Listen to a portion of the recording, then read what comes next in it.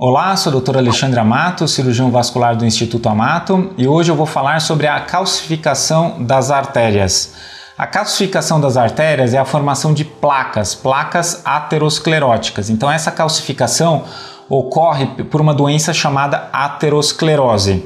Então a aterosclerose começa muito cedo na vida e ela vai evoluindo muito lentamente. No começo não existem essas placas calcificadas ainda, existem pequenas estrias nessa parte interior do vaso e essas lesões elas vão progredindo até o momento em que ocorre a formação dessas grandes placas. Essas grandes placas então vai ter a deposição de cálcio, vai ter a deposição de gordura e a aterosclerose em si ela é uma doença inflamatória. Então é uma inflamação crônica, uma doença crônica que vai evoluindo com o passar do tempo e nas fases finais vai ter essa placa e essa placa com cálcio, gordura, tecido morto lá dentro, pode abrir, esse conteúdo pode ir para o interior do vaso, de forma que ocorre uma coagulação desse sangue, formando uma trombose e a obstrução desse vaso. Então essa obstrução ela pode ir evoluindo de forma lenta e crônica, onde dá tempo de formar uma circulação colateral, ou uma forma mais aguda. Então quando ocorre essa exposição desse tecido necrótico, a cascata de coagulação vai entrar em ação e vai formar uma rolha, e essa rolha vai entupir essa artéria e essa má circulação aguda vai causar uma isquemia, uma hipóxia, ou seja, falta de oxigenação em alguma parte do corpo.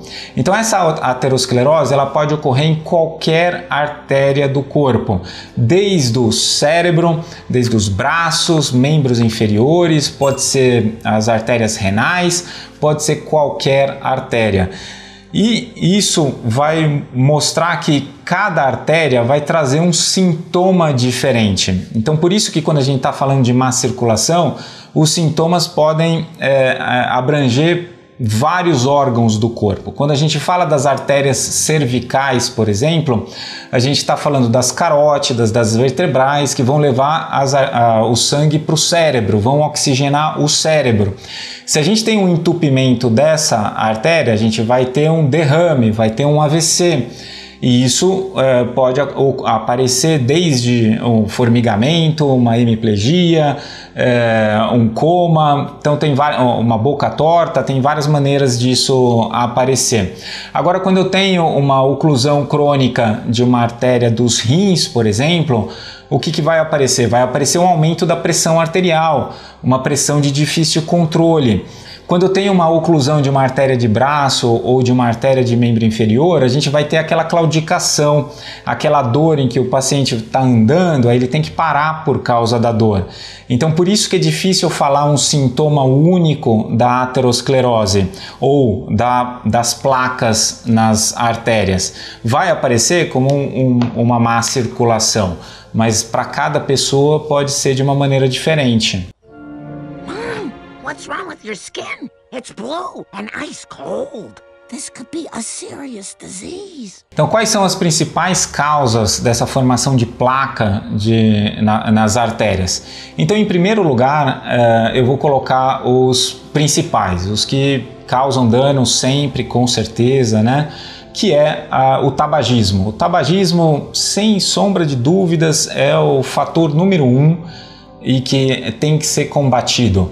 Então, o Brasil foi muito bem com as campanhas anti-tabagismo, de forma que, comparado com outros países, até de primeiro mundo, a população fuma pouco, mas a gente tem que lembrar que tem gente fumando. Então, aquela foto que aparece atrás da caixinha do cigarro, é verdade aquilo lá, gente, tá? São fotos muito próximas do real. O tabagismo pode levar à oclusão por essa calcificação, de forma a levar a amputação, de forma a levar a necrose, de forma a levar a todas aquelas doenças malignas. O alcoolismo também ele pode levar à formação dessas lesões, então a gente tem que combater também. Normalmente o alcoolismo vem atrelado ao tabagismo, de forma que a gente tem que atuar conjuntamente com isso. E o sedentarismo que traz a obesidade também é uma doença inflamatória, que também piora a situação das artérias, e o exercício físico feito de forma moderada tem um efeito anti-inflamatório. Então, para quem é sedentário, tem que lembrar que esse sedentarismo é um fator de risco para a calcificação nas artérias. Aí você pode falar, mas eu conheço um caso de uma pessoa que fumou até os 110 anos de vida. Sabe por quê? Porque existe um fator que é mais importante do que todos esses, que é o genético. Tem gente que tem genética para ter essa doença, tem gente que não tem essa genética. Então, quem tem a genética vai ser mais suscetível e pode ter a lesão já nos pequenos hábitos de vida errados, né? Então, aí tem pessoa que não. Tem pessoa que tem uma genética lá que pode deixar isso aparecer só mais na frente. Isso não quer dizer que eu vi uma pessoa que fumava com 110 anos de vida, então isso quer dizer que todo mundo pode fumar, que vai viver até os 110? De jeito nenhum, gente. Essa genética é extremamente rara, tá? O mais comum são as pessoas que têm o aparecimento dessa doença já bem cedo. Então, por favor, tabagismo, não. Agora eu vou falar por cima aqui da alimentação, porque sempre que eu falo da alimentação, vira uma discussão enorme aqui e o vídeo não é sobre a alimentação em si, né? O que vai levar à formação da doença é a inflamação, tá? Então é a inflamação crônica que leva à deposição dessas placas. E existem algumas dietas, algumas formas de se alimentar que são mais inflamatórias e vão levar mais à formação de doença. Então eu sei que se eu começar a falar, olha, gente, é a gordura que causa a formação de placa, eu sei que vai ter um monte de gente aqui e falar que eu tô errado, que não é a gordura. Se eu falar, olha, gente, é o carboidrato que vai causar a deposição de cálcio. Alguns vão falar que eu estou certo, outros vão falar que eu estou errado. Então, como o vídeo aqui não é especificamente sobre alimentação, eu tenho um vídeo muito legal sobre a dieta anti-inflamatória que eu sugiro assistir aqui. A questão é o que na alimentação que está gerando a inflamação. Então existem alimentos gordurosos que vão levar a essa inflamação, existem carboidratos e açúcares que também vão levar a essa inflamação. Então, de forma geral, tem que ter uma alimentação saudável. Essa alimentação saudável, ela pode ser diferente de uma pessoa para outra. E outro aspecto também se a gente está fazendo a profilaxia ou se a gente está tratando uma doença que já está instalada.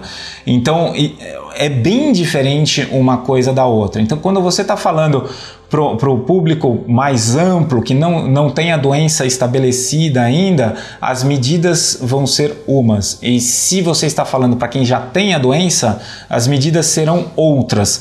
De forma geral, o que eu posso falar é buscar uma alimentação anti-inflamatória é a forma mais saudável de você evitar essa doença e outras também. E sobre o tratamento da calcificação das artérias? O tratamento envolve várias especialidades. Como eu disse, as artérias elas podem irrigar qualquer órgão. Então, se está irrigando, a gente está falando da artéria renal que irriga o rim, você vai precisar não só do cirurgião vascular, mas vai precisar do seu nefrologista também. Se a gente está falando da artéria que irriga, por exemplo, o intestino, você pode precisar do cirurgião vascular, mas vai precisar de um gastro também. Então, é um tratamento multi-especialidades. Então, eu vou elencar aqui os fatores principais no tratamento. Em primeiro lugar, parar de fumar. Tá? Parar de fumar é o ponto passivo que não tem discussão, tem que parar de fumar. De nada adianta você fazer todo o restante e não parar de fumar, porque a doença vai continuar progredindo. Em segundo lugar, o exercício físico. Puxa vida, gente, hábito de vida saudável. O exercício físico de forma moderada, ele vai ser anti-inflamatório, ele vai melhorar vários aspectos, vai aumentar a circulação colateral. Então, de forma que tem que colocar o exercício físico na vida de quem tem a aterosclerose ou tem a calcificação das artérias. Tem que controlar controlar as doenças associadas. Então, diabetes, por exemplo, ela vem junto com a aterosclerose. A pressão alta também são duas doenças que, se não estiverem controladas, vão fazer essa aterosclerose progredir de forma muito veloz. Então, tratamento medicamentoso, acompanhamento com as especialidades. Então, a diabetes normalmente vai ser um endocrinologista que vai acompanhar, uma pressão alta pode ser com o cardiologista. Então, de novo, voltando àquele aspecto multiprofissional do tratamento da aterosclerose. E prestar atenção na alimentação. Então, eu acho uma perguntinha que eu gosto de fazer. Qual que é a sua dieta, né? Boa parte dos pacientes falam, eu como saudável. E aí eu pergunto, o que é saudável para você? O interessante é que cada um tem uma percepção diferente do que é saudável. Então, o que uma pessoa pode achar saudável, outra pode achar que não é. Um bom exemplo, assim, que são dois lados completamente antagônicos, é a dieta carnívora do vegano, né? Para o vegano, o veganismo é a melhor coisa possível. Para o carnívoro, comer a carne é a melhor coisa possível. E os dois vão responder, eu estou comendo saudável. Então, o que é o saudável para você? Primeiro que tem que ter essa fase de autoconhecimento. Nenhum corpo funciona de forma igual para todo mundo. De forma mais ampla, é aquilo que eu estava falando. São os alimentos que acabam causando inflamação, que pioram a doença. Mas você tem que identificar o que isso está causando a inflamação. Se você não fizer isso, você vai continuar comendo errado. Então, por isso eu falo da dieta anti-inflamatória, por isso eu escrevi um livro sobre a dieta anti-inflamatória, que pode ser visto aqui embaixo nos comentários. E por isso eu acho que é um aspecto que vale a pena você dedicar um tempo da sua vida para aprender. Gostou do nosso vídeo? Inscreva-se no nosso canal, clica no sininho para receber as notificações dos novos vídeos, compartilhe com seus amigos e até o próximo.